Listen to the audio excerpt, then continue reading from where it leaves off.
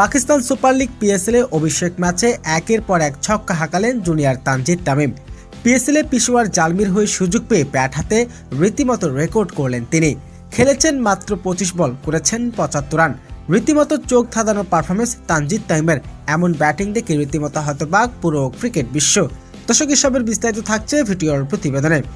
দর্শক, Pakistan super league PSL এর উদ্বোধনী ম্যাচে পেশোয়ার জালমিসের প্রতিপক্ষ গ্ল্যাডিয়েটর্স। এদিন শুরুতে টস জিতে আগে ব্যাটিং করার সিদ্ধান্ত নেন গ্ল্যাডিয়েটর্স। তারা আগে ব্যাটিং করতে নেমে নির্ধারিত 20 ওভারে 9 উইকেট হারিয়ে সংগ্রহ করেন 190 রান। 191 রানের লক্ষ্যে তারা করতে নামেন ওপেনার তানজিদ তামিম এবং বাবর আজম।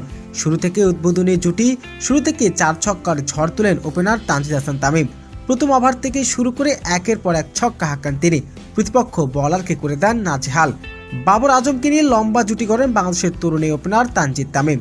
মাত্র 17 বলে হাফ সেঞ্চুরি করেন তানজিদ তামিম। তখন পেশোয়ার জালমিসের সংগ্রহ দাঁড়ায় 10 ওভারে 107 রান।